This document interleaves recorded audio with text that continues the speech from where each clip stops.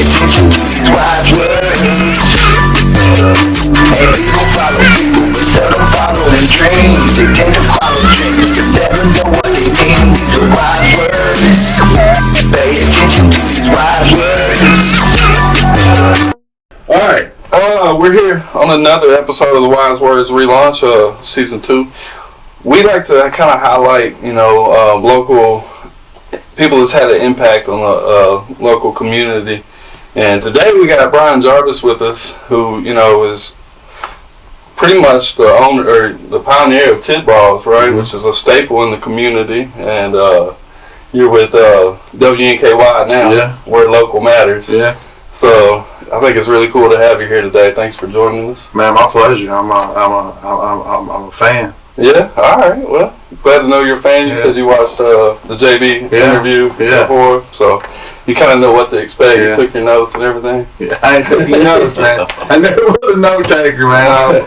It's a little too late to start now, man. I understand. Well, everyone's a little bit different, so but we just kind of want to get to know you a little bit better and kind of tell your story. Yeah, and man.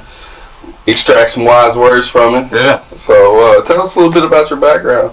I grew up in Wyze, Tennessee. Okay. Came to Bowling Green in 1993 to Western Kentucky, of course, and about 2 years into college, I figured, man, college stuff ain't for me. Yeah. And what was you coming to? Like, what was you coaching, man? I'm a huge sports fan. Basketball. I want to coach basketball. I coach basketball. Coached junior pro kids back in, I guess it was kind of like AAU basketball. Uh-huh. 8-year-olds to like 10-year-olds back in Wyze, Tennessee.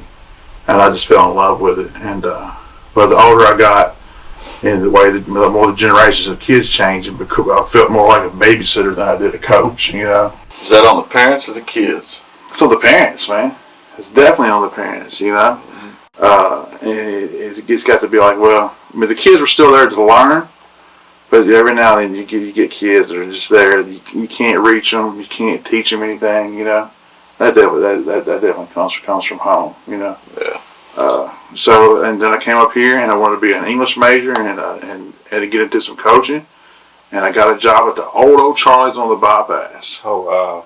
It's not even here anymore. I guess the tornado hit it. I guess it was like turned into maybe a Chinese buffet for a while, and then it was like over there by the old. It was right beside Puerto Vallarta. Okay. Right, you know where the Captain D's is? Okay. Captain D's. Yeah. I worked there for like 2 years, man. I weaseled my way behind the bar over there, and then a bar opened on the square called Kelly Green's. Kelly Green. It's where Bruco is now. Well, where Bruco was. Where Bruco was. I'm sorry, man. I don't even know. Yeah. But I worked over there. I was working at O'Charlie's, and I worked over at Kelly Green's for a while. I was like, man, I can make some good money doing this, Mm-hmm. And I got involved with the music game a little bit. We noticed. Met a lot of musicians over there. I've always been a huge fan of music. Yeah. No, I feel like you gave you always showed a lot of love to local talent. Yeah, man, you have to. Yeah, you have to, man. Everybody deserves a chance. Mm-hmm. Even if it's not a little rough around the edges, man, you never know till you get them on that stage and see their stage presence. You don't really know what someone has inside of them until you see them in front of people. I don't think the local music scene would be what it is without you. Like, I really feel like, I know you want to be humble about it, but you poured into that majorly. I really think that I appreciate that, first of all, because that means a lot to me. In the music scene, I'm not really in it that much anymore, and it still does mean a lot to me. But there are people before us. You go back to like Picasso's and people like Kenny Lee Smith and had Greg Martin, and you go back to Scott Willis, and you go back to these old places like Gary's and Thursdays, and and places where I was probably sneaking into when I shouldn't have been going into when I was like 18, 19 years old. Sorry guys. Well, I'm not going to tell you about my first experience at Tidballs. It happens, man. It happens. There's no way to keep people underage out of a bar. There's no, especially not back then. Yeah. We was going gonna do it. Yeah. If you want to get in, you can get in. Oh yeah. You know? But man, I basically just kind of just grabbed the torch and. Did you deal with any of them people that you just named, or did you just kind of watch? Man, I tell you what, Kenny Lee was over. There was Kelly Green's. Buck Kelly Green's was called Picasso's, but it was like the second coming of Picasso's. And Kenny did all the booking over there. That's basically all he did. He brought in the music, and his band would play some. And I learned a lot from him, man, about how to conduct yourself, how to present yourself to musicians and to acts. You know, it was always like, you know, don't let no one try to make them believe you have the best. Let them know you're the best. Show them. And man, I've done that. I mean, I feel like those words just stuck in my head. You know, I was like, okay, I am the best. I don't think I'm the best, but you have to present yourself that way. Well, you got to have that confidence. Yeah. You know, because if not, people's going to notice it. Yeah, people like, no, I won't play your venue. You know, I mean, especially in that industry scene or whatever. Yeah. You know, like. But yeah, I am humble. I'm humble because I know that we're nothing without the local musicians, and we're nothing without the local acts and stuff, man. You know, we always said this, man. We just open the doors and lock them. You know, I mean, it's the musicians that kind of bring the people in. You know, absolutely. So.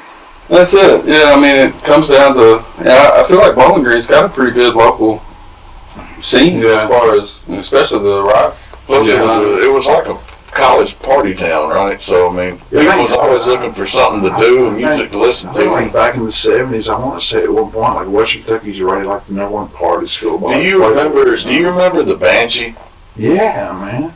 It used to be out at Beach Bend. Yeah. Okay. And they stopped having it or whatever. It got too wild or some shit. First one I ever went to, I remember a guy on top of an RV with the toilet paper hanging out of his ass. And somebody lit it on fire, man. So this dude he's basically running from the fire, but as he's running from it, it's catching up with him. You know. I just remember it got to where when they would finish their beer bottle or whatever, they would just throw it up in the air. And it was coming back down and hitting people in the head and shit. Man. So it was like Bowling Green's Mardi Gras, basically. It was wild. Yeah. It was wild, man. So, I mean, where did the transition happen from, like, you working at these bars to being like, look, I want my own? And Kelly Green's was, we went through like 6 or 7 general managers. Granted, the place was only open for like 2 years. Mm-hmm. And we went through general manager after general manager after general manager. And basically, they were all probably just pocketing money, you know? And then the staff that we had was actually the Tidballs staff. And we were pretty much running the place anyway. Some of us were booking the bands. Some of us were making the schedules. We were doing inventory. We were ordering the booze. And a new guy was coming in, and he shook in everybody right before Christmas. And I was one of the managers there. And I was just like, what am I supposed to tell the employees? One of them was getting married. One of them was expecting a child, their first child, right before Christmas. And he was like, to tell them, just come and fill out an application. And I was just like, you jerk, you know? I mean, you can give them a chance, you know? They're basically running this place. So anyway, John Tidball and I, Tidball, okay. We were like, man, we're tired of doing it for everybody else. Let's just do it for ourselves. And the Tidballs building, which was Old Parakeet, was available for rent. We found it like 2 months later. We're just walking the streets of like downtown, just trying to find a building to lease out, man. That place was up for lease. And I put all the money I had to my name, man. It's basically just bet on myself. That's what you gotta do a lot of times. Yeah. You know, in order to get to the next tree, man, you gotta go out on a limb and jump, you know. Yeah, man. Out on a branch or whatnot. How old was you when you I was 26 years old. That's how old I was. I had just turned 26. And You talk about scary, man. That was a scary feeling. So was you single at the time, or did you? I was with my wife now. She was my girlfriend at the time. No kids. No kids. Just we've been together for 24 years now, man. Oh wow! Congratulations on that. Hey, she's my rock, man. So she's awesome, man. I'm a lucky man. That's definitely for sure to have her as my partner to go through life with. Well, I don't know, but they say a man's only successful as the woman behind him.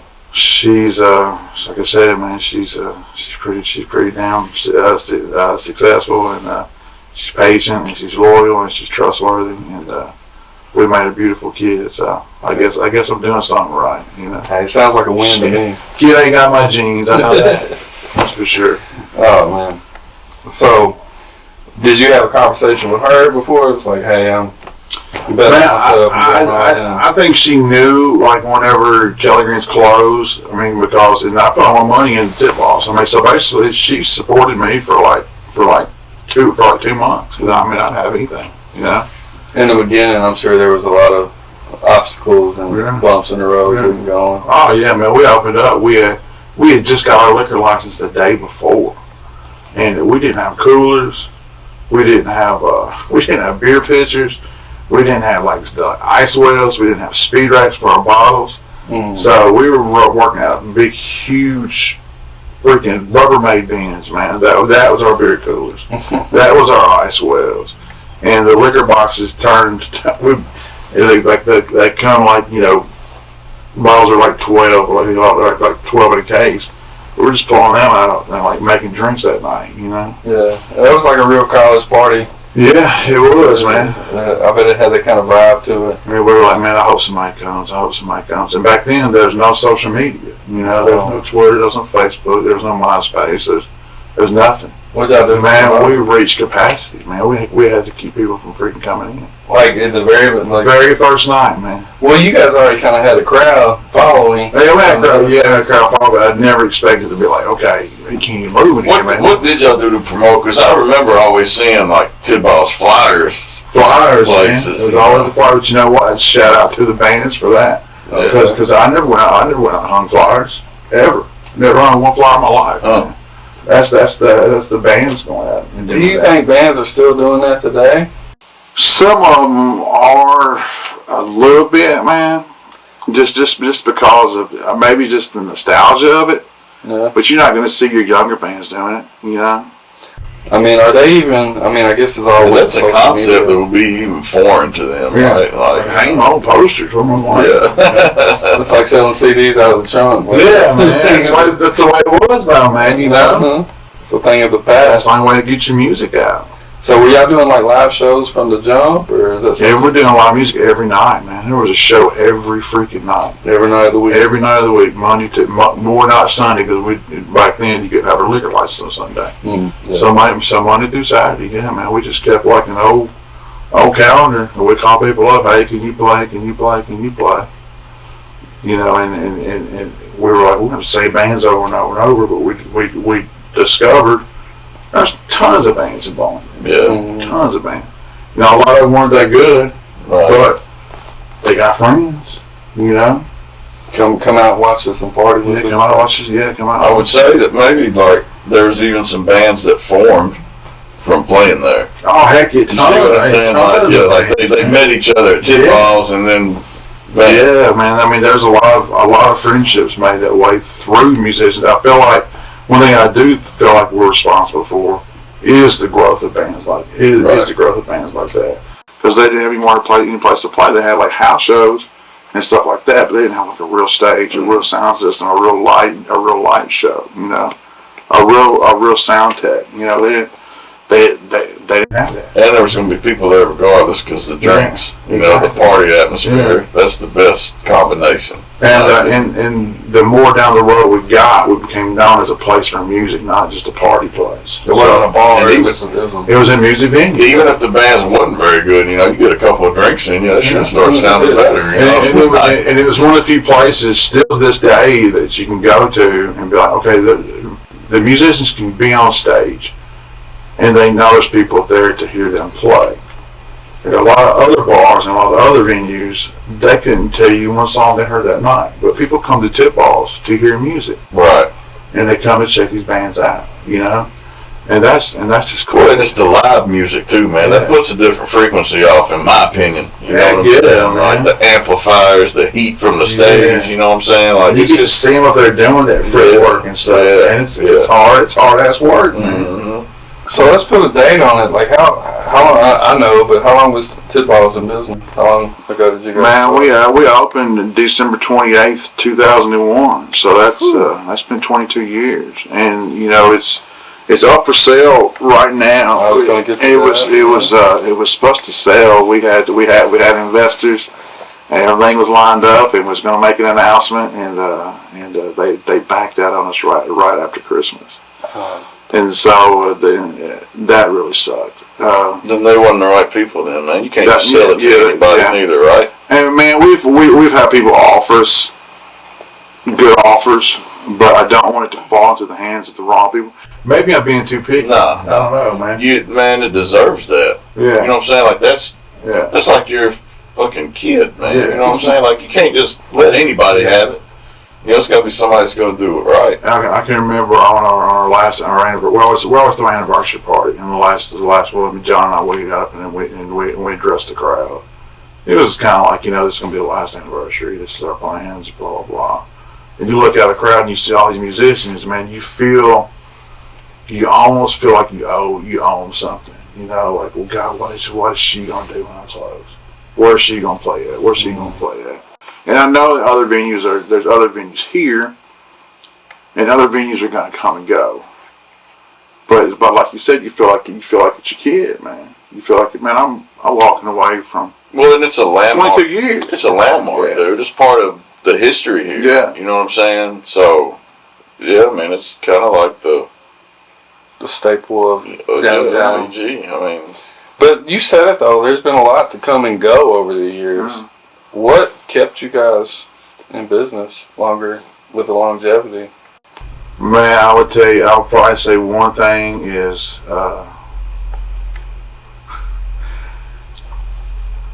I'll address it this way. People who open bars are not ready for the commitment that it takes. They're not ready for all the temptations that it's going to present to you. They're not ready for, there's 1,000 bottles of liquor in here. it's a lifestyle. I'm just going to drink it up. Yeah. You know, you can't do that. You know, Gotta have a little discipline. you got to be self-sufficient. You got to have some self-discipline. You got to, you know, I mean, I've been able to do it with, I've been able to run this business with my best friend for 22 years. Well, to me, you got to find that balance of your basically job is a party. Yeah. Right. So you got to look at it from a business aspect, Yeah. not a party aspect. You know what I'm saying? So you got to make it work like that's that. tough, and that's tough for people to do, man. You know, I've seen a lot of people do it and fail, and a lot of them are people that I know and people that I care about, and you know, and it sucks. It sucks to see them go through that, because I'm rooting for everybody that opens up. A lot of people say competition, you know.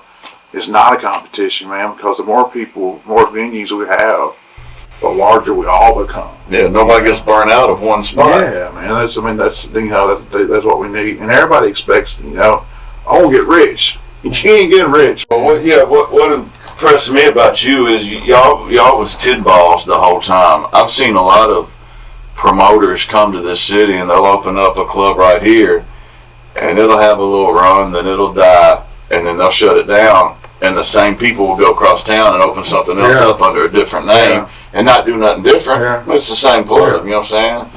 But they had to change their name and all that. And y'all were Tidballs for that long. You know what I'm saying? Like y'all were branded. You know what I mean? So Never stayed in the same location the whole time too. Same owners, basically the same employees, man. I still got the same two bouncers. I've had for 22 years, man. What advice would you give somebody in this day and age that wanted to get into that? Don't do it. I'm just kidding. Man, stay true to yourself is one thing, and you better have some patience. You better be patient and realize that there are going to be a lot of bumps in the road, and there's going to be a lot of days where you look out and your place is going to be empty.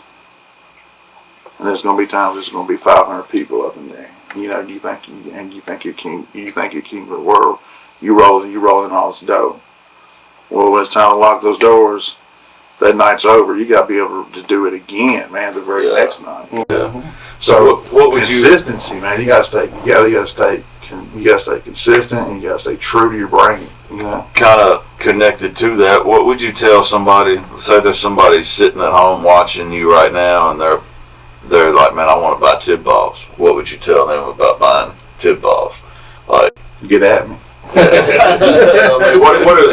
are they purchasing? Like, what comes with Tidballs? Because it ain't just no average. Well, yeah, I would probably say the number one thing about Tidballs is if you let's say it's not even Tidballs.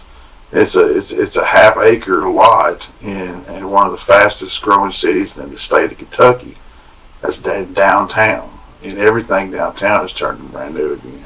Yeah. Anything on this square, anything adjacent to the square, it's an investment. Whether if you're investing 6 figures, 7 figures, 8 figures, it don't matter. You're gonna get your money back.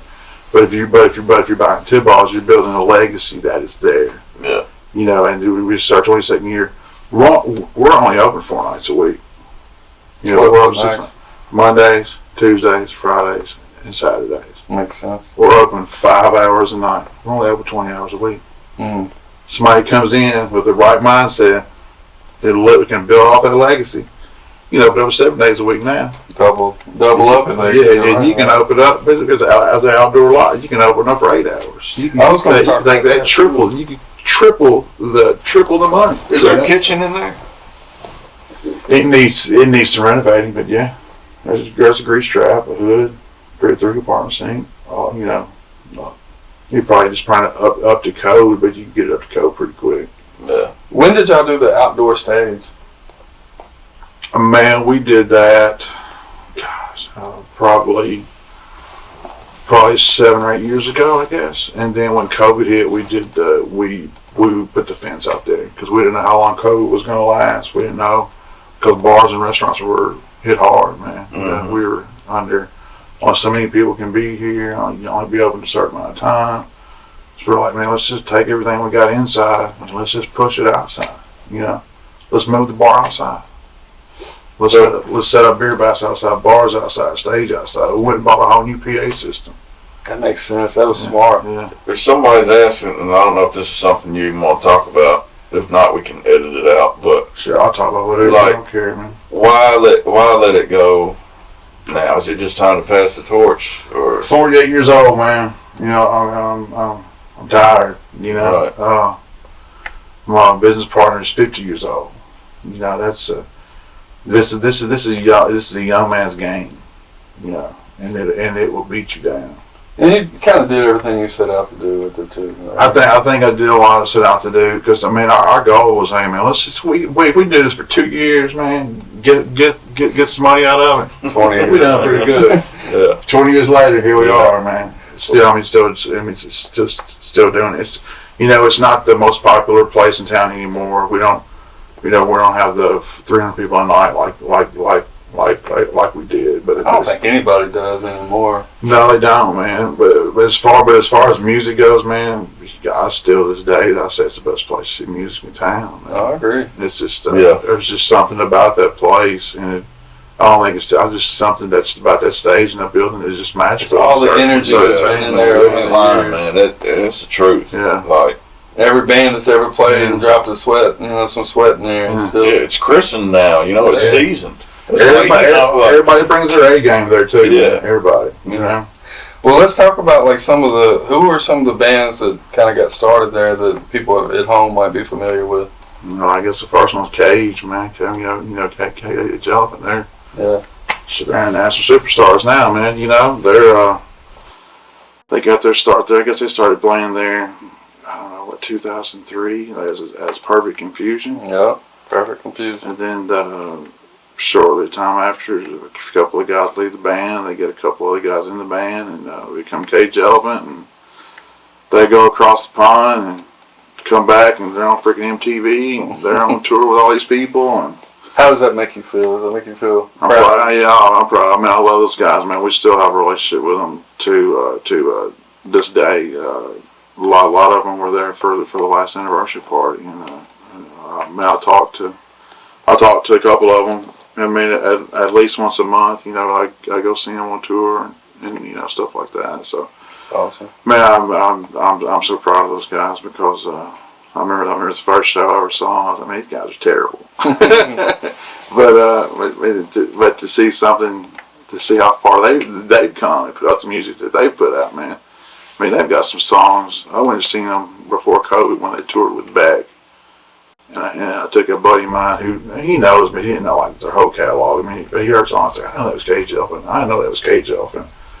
You know, I mean, they're playing like a 21 song set, you know, every freaking song. Yeah. And I mean, I tell you what, man, they freaking, I love Beck, man, but they killed Beck. Yeah. They were a lot better. Stole the show. They stole the show, man. It was nuts, man. Sleeper Agent was a band at that time. I mean, at one time we had Cage Elephant, Sleeper Agent, More Teleportation, who all three, within a year's time, played David Letterman. Oh wow. Which is crazy.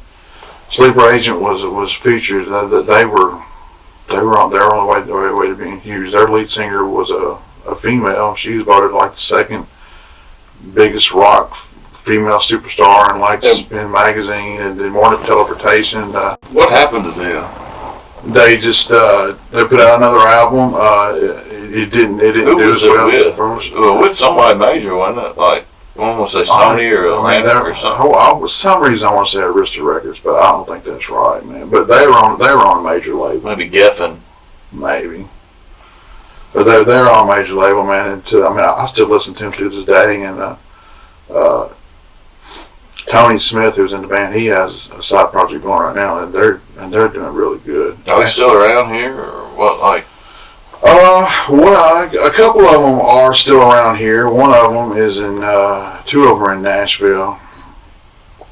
A couple of them are still playing together. One of them played bass with Josephine's for a while, and played a few shows with Sugar Daisy. And I mean, they're always playing something together, you know.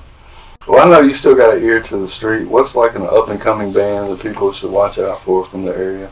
And I don't know if they're ever coming anymore. Girl Times. Yeah, they was out at the Wired for Good festival and they rocked out. Yeah, they're siblings. They're classically trained. I've been following them since they were 14, 12 years old, 16, 13 years old. They work with Cage a little bit. Yeah, they work with Cage. Brad, who's in Cage, is producing their album, and it's freaking amazing, man. The stuff that I've heard off of it is just, it's crazy, man. And those girls are, tell you what, man, I've seen them play with a lot of accomplished musicians. hold their own, huh? I tell you what, they blow everybody else off stage. Huh. It's not what you're expecting, I think, is the thing. Like, when I seen them setting up and getting ready to go on, it was like, oh, I don't know. But once they started playing, you couldn't help but, you know, bob your head to it and enjoy it. Man, the sounds that Kinsey gets out of her guitar, and her sister Layla on the drums, man. How many pieces do they work with? Just two. Yeah. Just two. Huh. Is it kind of like a White Stripes vibe? Yeah. They're huge fans of the White Stripes, but they don't sound anything like the White Stripes. Really? Yeah. Yeah, you should check them out. You might like them. Yeah, they're really. You're definitely gonna hear about them. I hope they're able to. I hope Cage is nice enough to maybe throw them a couple of dates on this tour they got coming up. Yeah, kind of co-sign. Be awful nice. So Cage is going on. They're going on tour. They're going on. I think it's a 45-day tour of the United States. I think that starts. Of course, they're playing festivals. Have you ever thought about working with bands on that level? Man, I actually managed Girl Times for a while. Yeah. I helped them get some gigs in the Nashville area, Alabama, all around the South. Because I'm a firm believer is if you do have that passion for music, and you step away from it, that's just a fix that you're gonna have to get somewhere. What's next, man, for you? You know. Well, see, you know what? I did Girl Tones and a band called the Young Romantics too. Yes, they played out there. I worked with them for a while. Life, some things in life kind of took me away from that. Some sicknesses in my family, and then my daughter playing travel soccer, and then this new job, not a new job anymore that I was taking. It's got to be too much. But man, I always thought that I would miss to answer your question. I thought the biggest vacancy in my life of me walking away from Tidballs or us selling Tidballs would be not having that music and not having those relationships. But it turns out that people still share their music with me. Because you're OG though. They bounce ideas off of me. They share stuff with me, and I still have those relationships without Tidballs there, because I still talk on the phone, still talk through social media and stuff like that too. So it's almost like that's your fix. Yeah, that's kind of my fix there is watching these what were once college kids, and a lot of them were teenagers when they started playing, seeing them grow into their element and to meet their families and to see them pass down knowledge that maybe they learned through Tidballs through other younger musicians. That's kind of my fix now. I get to sit back and be like, I was part of that. Yeah, that's basically your roster spreading out. You know what I'm saying? Like they say, Calipari puts how many to the NBA. You're responsible for putting your own roster out there. To the next level. Same comparison. What advice would you give to like a band that's, because you've dealt with the booking and they're looking for more shows and trying to get the name out? What's some quick advice? Practice. Play in and then when you're done practicing, practice some more. Gotcha. And staying true to your sound. Don't try to sound like somebody else. It's okay to emulate and to be fans of someone's sound, but don't just be like, okay, I like Lionel Richie, I'm going to sound just like Lionel Richie. Don't do that, man. Develop your sound. I know that's something big with him is, having your own sound and not sounding like someone else. Yeah, and you can have a favorite artist or a favorite band, and it's okay to not sound like them. Yeah. You know what I'm saying? And you can take things from them. Yeah. You can take some bass lines from them. You can take maybe some drum riffs from them.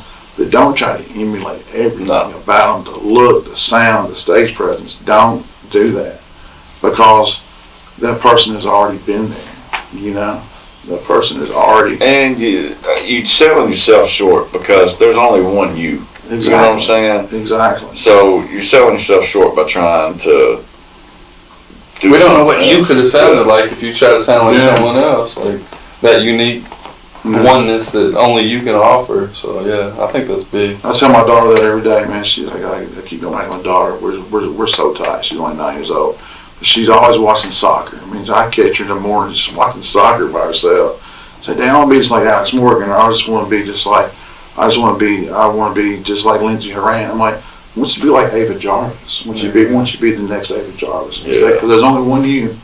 There's only one you, That's why you get all these comparisons with MJ and Kobe and LeBron. Yeah. And they all badasses, man, in their own element, Absolutely. So, what are you doing now? Like, I know I'm over at WKY, man.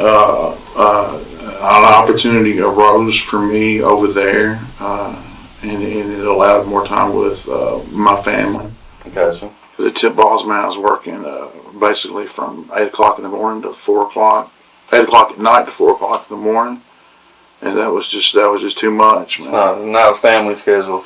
Not a family schedule, and I did it for so long, man, and I felt like that, I'll always put others first. I feel like it was time to kind of put myself first, and to be selfish and get that time with my daughter, to get that time with my wife. It's not being selfish though, not in my opinion. I've given so much of myself to this. I feel like to this community, and so much of myself to these musicians and to Tidballs. It's time for me to give about the rest of my life that I have left, it needs to be devoted to my wife and my child. That's deserved too. Yeah. You know, you don't put your dues Pay in. their dues for it, for sure. And then WNKY, they allows me to do that. It also allows me to stay relevant in the community to help other businesses grow. You use the connections that you made along the Yeah, way. man. I love coming up with an idea for a client and seeing that come through in a commercial or come through in a digital campaign, and for them to pick up the phone and call me like, dude, I'm so busy right now because I ain't done anything different except for form a relationship with you, let you basically tell me what to do, put my spots on TV and the right programming. I mean, that's cool to be able to help people. Absolutely. Because I remember what it was like when I first started a business. I had learned everything on my own, man. You know, and so there to be able to guide others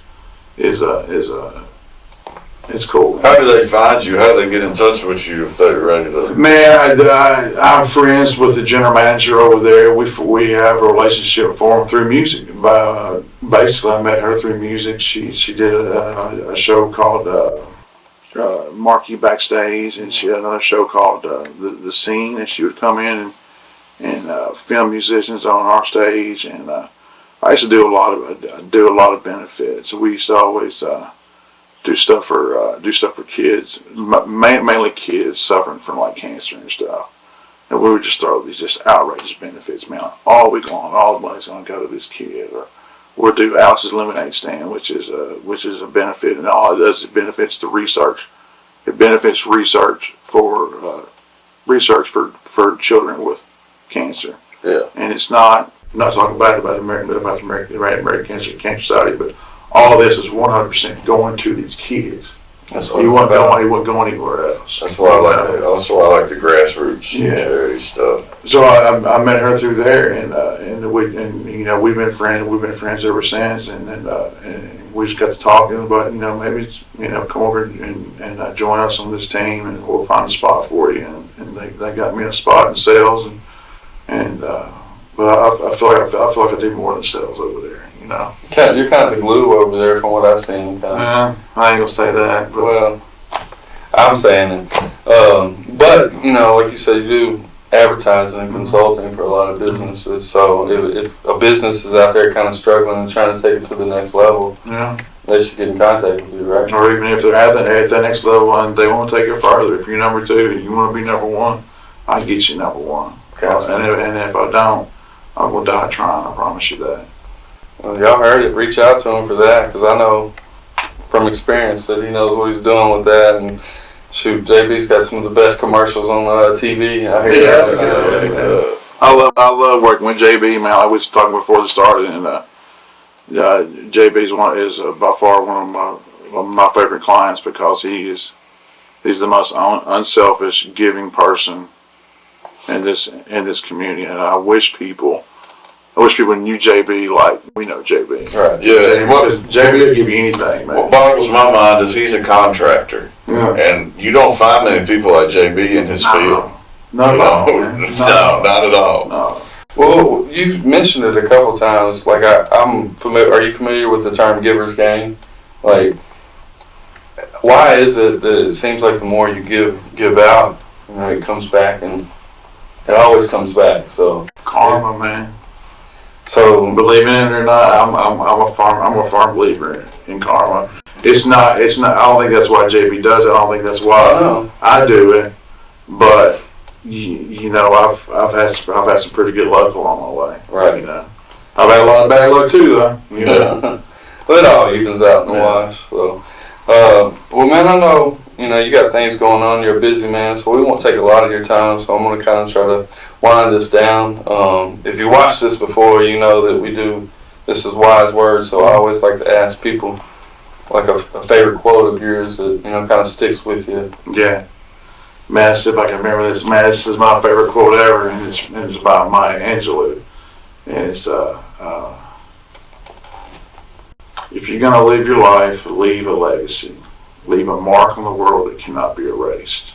Man, so fitting. That's one thing I want to do is I want to leave a mark that you can't erase. I want to leave a legacy that my daughter can be proud of. I think you've done that. Yeah, I think I was about to ask you what's next, because I think you pretty much.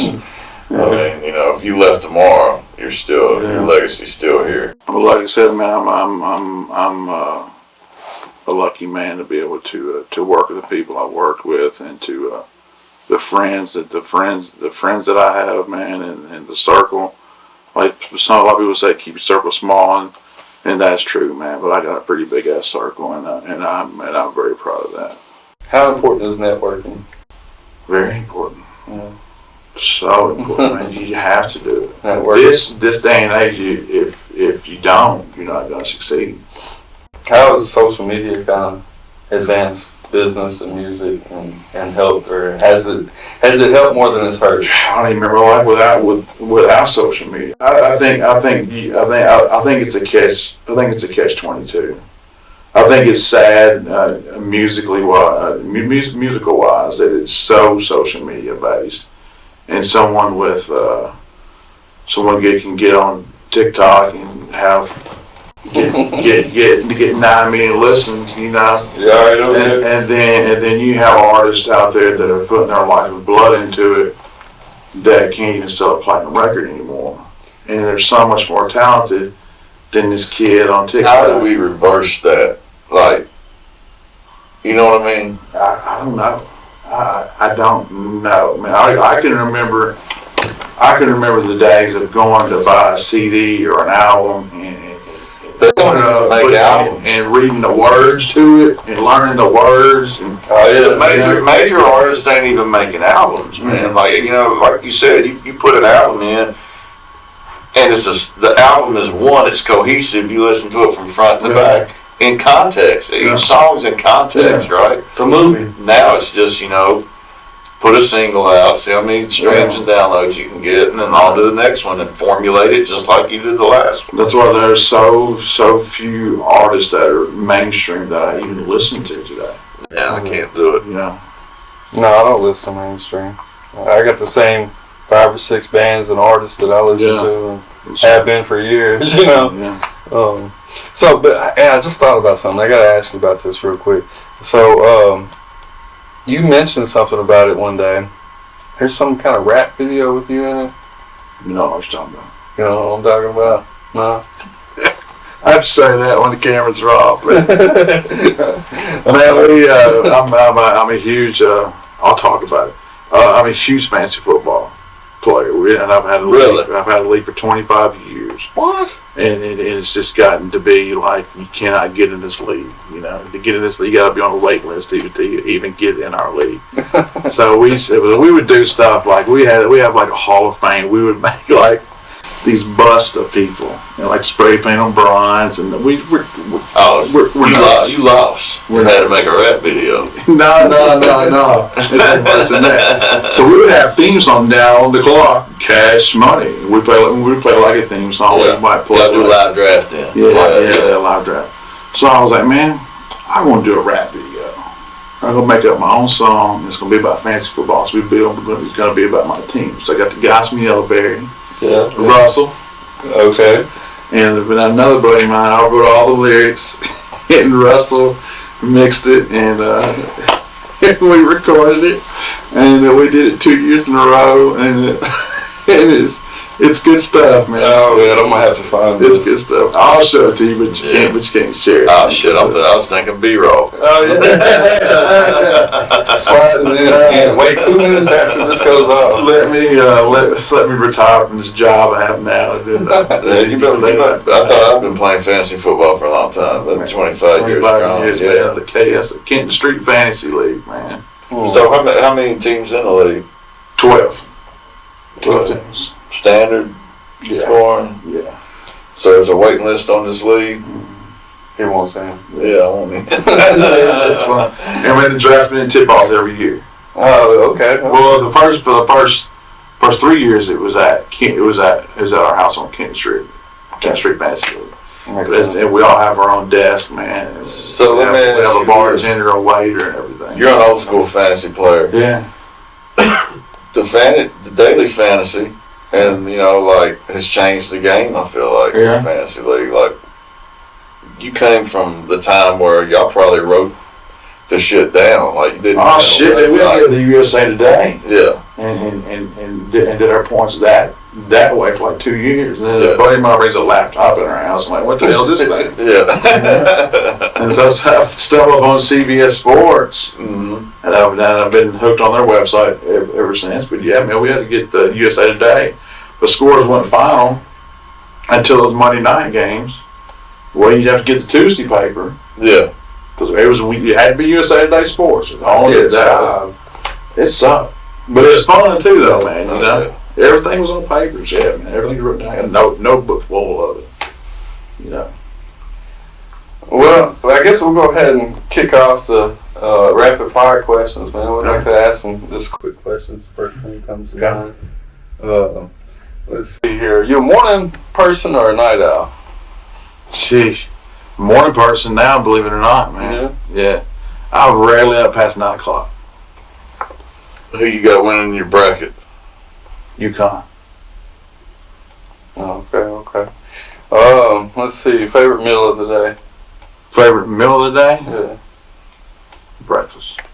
Morning person, breakfast. That makes sense. Who's the third overall fantasy football player coming off the board in 2024? 2024. The third player coming off the board. Can't get CMC's are gone. Justin Jefferson's gone. Who are you taking? You know what? I'm going to take Tyreek Hill because all he does is produce numbers, man. Gotcha. Yeah. 8-hour road trip. You're stuck in the car. You can only play one album. Nirvana Unplugged. Okay. Damn. I stole your question, didn't I? Yeah. Let's see. Do you listen to any rap? Yeah. Who's your favorite? Jay-Z. Okay. Next question. Clear or dark? Liquor? Mm-hmm. I don't drink, but I used to drink dark. Okay. All right. Favorite place to eat in BG? Oh, good one. Let's make it local for Hickory Note, man. Hickory Note. Hickory Note. I love Josh Poland and everything he brings this town is it's money, man. It's awesome. Favorite book? Favorite book? Mm-hmm. The Bible. The Bible. All right. The number one social media Facebook group in Bowling Green right now. The number one social media Facebook group. I guess you know. Spotted in BG, man. There you go. There's the tag. Hey, Brian, man, I really appreciate you coming through. Yeah, man. It's been fun. This has been fun, man. Yeah. We'll have to do it again sometime. Let me know. Yeah, right. I'll send you a link to that video if you don't share it. All right. I might not share it. Yeah.